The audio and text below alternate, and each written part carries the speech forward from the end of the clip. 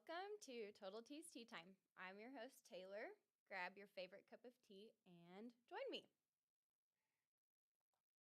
So, the holidays are over. We feel like we can finally breathe and relax. We had a lot of fun. I have a big family on both sides. My husband has a big family, really on both sides as well. That means a lot of festivities and parties and gifts, a lot of getting to see people. So for us, that also meant a lot of gift giving. And for me, that's a little stressful because I am not a natural gift giver. Like, it does not come naturally to me at all. Um, in fact, I showed up to my nephew's birthday party in September with no gift because I forgot about it. So it just doesn't come naturally. But I feel like this year for the holiday season, I did a pretty good job. So I'm going to give myself a pat on the back. My favorite gift that I gave that I thought I was so clever for, my sister-in-law owns a small business. And so from Etsy, I ordered this glass plate that has her name on it, and then it has these QR codes, one for Facebook, one for Instagram, one for Venmo. And she can use that. It's just to like set up on a table, and she can use that for people to scan the QR codes, give her a follow on social media for like tabling events or gathering events for her small business. And I felt like I was really clever in that. I got that off of Etsy. And so I was kind of proud of myself, and she was real sweet. I think she appreciated it too. And then as far as a favorite gift received, it was actually from her as well. I guess we just really hit it off well this Christmas. But she got me some jewelry. It's this cute little simple bracelet. And it's got my kids' names inscribed on it. It's from her friend's small business jewelry shop that she has. It's called Bella Vine. And she just has minimalistic jewelry. And this was so cute. This is the first thing I had that was engraved with my kids' names on it. And I just fell in love with it. I loved it. So, anyways, I feel like the gifts this holiday were pretty successful for me. I don't know about y'all. Let us know your favorite gifts received and given in the comments below. And then let's chat about that. And then maybe next year or for birthdays, we can have an idea list of all the clever things that we gave and received. So now that we're away from the holidays, we get to start a new year. And new year brings resolution talk. And for me, I feel like it's really hard to talk about resolutions at the start of the year just because of the holiday whiplash kind of that you get. We're just in the mode of all these parties and festivities, all the food, the yummy food, the sweets that we're eating. And then it's like all of a sudden it's January 1st, and we're supposed to be having these life-changing resolutions in our life. And for me, I don't feel like that's the best way to approach it, especially diets. You see a lot of people that will go through diets for resolutions, which choosing to eat healthy is like amazing.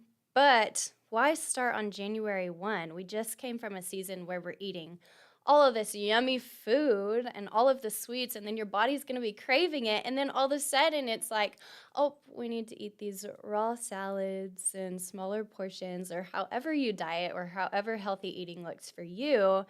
Maybe we should postpone that to a time when you're ready to start making those resolutions. For me, I don't like to put pressure on myself during one of the hardest times of the year, which is January. You're getting back into the routine, kind of back into the normal flows and functions of life. So for me, I like it to be a little more gradual, but I still have goals for the year.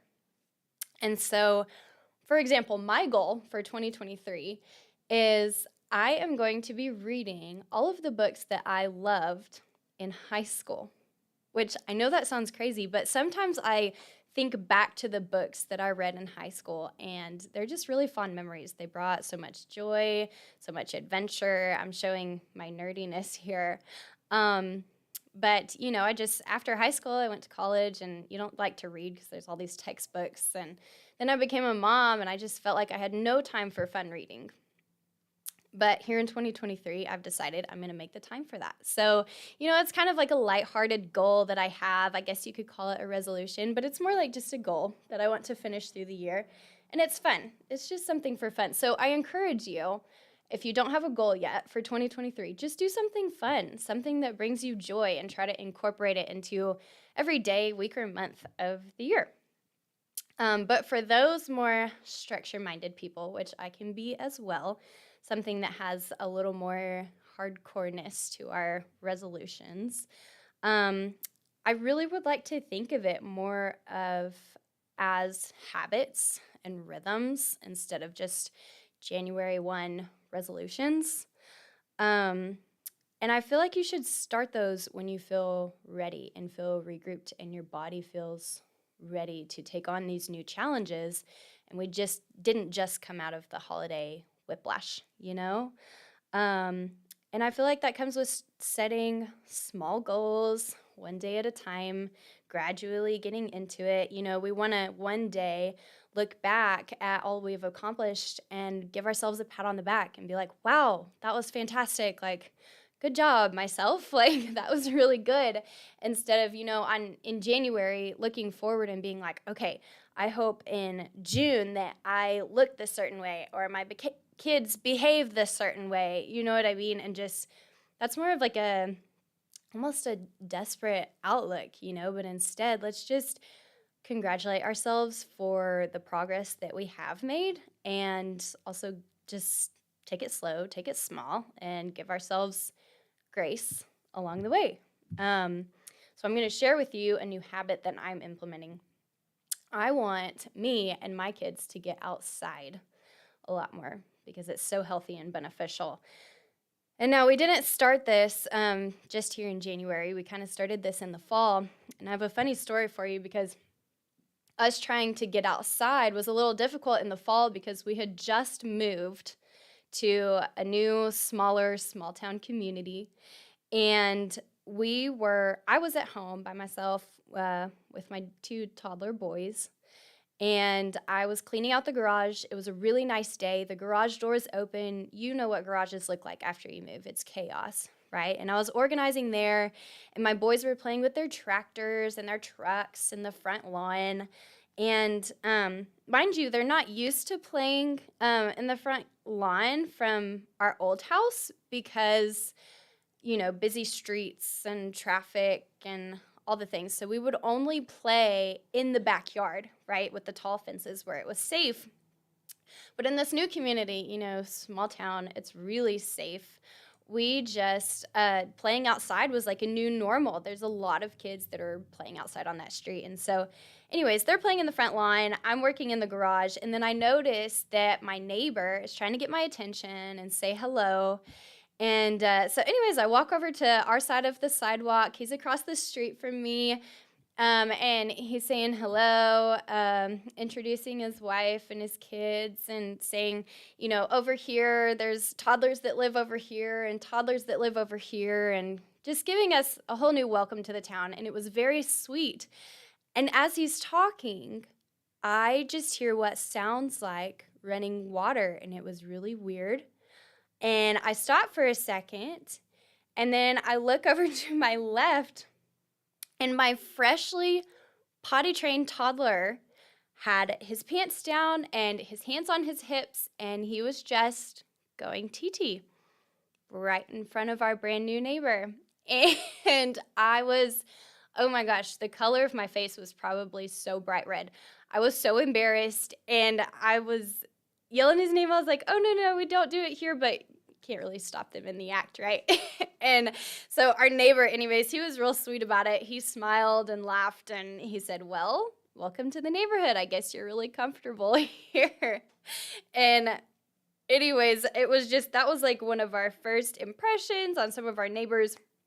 But that came with a good lesson for my son that, hey, when we're in the front yard, we can't TT outside. We have to save that for the backyard, which he wasn't ever used to being in the front yard, and he was freshly potty trained. So there was nothing wrong in the world for him to do that in his mind, which was pretty funny. So anyways, back to my goal. I I got this idea of being outside from the 1,000 Hours Outside Challenge.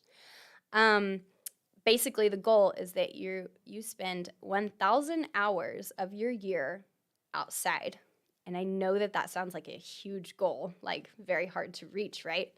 Um, and I did the math. That is about 2.75 hours a day spent outside every day for a year to reach that 1,000 hours goal.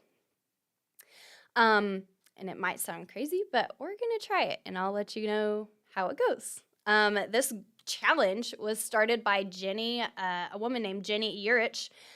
She has a wonderful podcast that I totally recommend. It's called the 1,000 Hours Outside podcast. She also has a fantastic Instagram. She's written a fantastic book. I think she's just really inspiring this motive to get your kids outside. It's so beneficial for them. And anyways, she gives you ideas on how to, go outside for different seasons. She has so many different ideas and the why it's beneficial. So anyways, I encourage you to look into those resources. But the catch is, for me here in Lubbock, and for potentially you as well, is that Jenny, she lives in Michigan, right? And so she has all of these trees and these streams and the mountains and lakes, right? And they go cliff jumping off of rocks into the lake. And she's really big on hiking. So there's lots of hiking ideas. But when I look at how to implement these ideas into my life, where I live in Lubbock, Texas, it's a little different than Michigan, right? And so for me, it's been kind of interesting to look at all of her ideas, trying to pull it over for us. We've got flat land and dirt and tumbleweeds and lots of farmland and stuff, which is great. It's just different than Michigan, right? How are we supposed to spend 1,000 hours outside and kind of where there's no mountains and not a lot of variety to our terrain? But some ideas for that I've pulled. You can go, an idea that actually my brother had is you have a great opportunity for biking. The land is pretty flat. You don't have to worry too much about big ups and downs going biking, taking your kids biking, scootering, hitch a trailer on the back of your bike and pull your kids along. That's one of the cool ideas, that we can take advantage of our flat land out here. We also, I remember as a kid, we would go wildflower picking to make wildflower bouquets with my grandmother. That was just something we'd do. We'd walk down the dirt road, we'd pick all the varieties of wildflowers, and we'd make bouquets out of them, which is a super cute idea. If you live close to a dirt road, or even if you don't, there's wildflowers nearly anywhere. Other ideas are picnics outside. We keep a quilt folded up in our back porch that's always out there, just ready for a quick picnic. Even if you do just a fun charcuterie board or something, kind of lunch, where you've got crackers and cheeses and, kind of like the homemade Lunchables that some people call it. Just throw out your quilts, throw out your big blanket, and get out there with your snacks or your lunch and let the kids come pick and eat some and then go back out and play. And of course, those ideas are great for warm weather, but it's January. So what do we do about the cold weather? Well, staying outside in cold weather is really hard for me. I do not like the cold. Summer is my favorite. But what really helped me was this book called There's No Such Thing as Bad Weather, which sounds crazy because to me, bad weather is anytime it's under about 55 degrees, because I can be a wimp about that sometimes. But this lady, Lisa McGurk, she wrote this book, There's No Such Thing as Bad Weather, and she lives in Scandinavia, right? And she talks about the Scandinavian cultures and how they value being outside all the time. I mean, kids are just outside all the time over there, and it's so cool to read about it. I encourage you to read this book. It's really neat. But in Scandinavia, it's a lot of snow, and it's a lot of dark hours, just how the sun hits them. It's a lot of dark and it's a lot of snow and it's really cold. And when they get warm hours, it's for a very short time. And so if we can learn from anyone, we can learn from her because she gets plenty of bad weather, though she claims there's no such thing. She talks about probably the biggest point that I've taken from her book is she talks about the importance of dressing well. And so if you want any tips for staying outside and going outside in this cold weather with your kids, it's so important to dress well because if you get cold or if your kids get cold, the experience can not go as well. Maybe they wouldn't want to go again tomorrow because they were so cold the first day. And so anyways, the best tips that she gives are she talks about 3 layers that you make sure you have in the cold. You have your first layer, that's the base layer, and it regulates the child's temperature and keeps them dry, right? She talks about wool and synthetic fibers to keep them dry, as something that keeps the perspiration away from the body. The mid layer is supposed to insulate the body by trapping body heat in pockets of air in the fabric. Okay, and then the third layer, the outer layer, should be waterproof or windproof and breathable, and it should be able to withstand some wear and tear, right? And so I know that sounds simple, but that's something that I don't know that I've ever necessarily been taught because we just didn't spend a lot of time. We spent a lot of time outside, but when it was cold, it was a lot of let's stay inside and watch TV and watch movies, which there's not necessarily anything wrong with that, but being outside is so beneficial. And so trying to be outside in the cold is a goal that I have for us in 2023.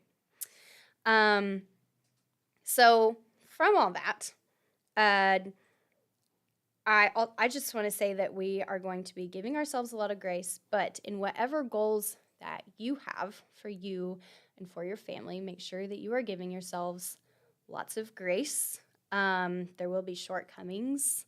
If you don't do well one day, just hop back on it the next day. It's all about consistency. And I can tell you that even in the middle of January, we haven't spent 2.5 hours outside every day already. But it's just the consistency and showing up that you want to have. So mostly, if you get anything out of this podcast, I hope it was encouraging. But we just hope that you have a fantastic 2023. And we are cheering you on. Whatever goals that you have for 2023, send us a comment or send us a message and let us know so that we can cheer you on and so that we can give you some encouragement for that because we really just want to join you in that journey and we hope that that journey is joyful. So I'll be with you guys once a month live, and I am so excited to be able to do that. I would love to just create a fun community around that. Send me questions, comments from today's show for future shows. I'm so excited to join you again in February.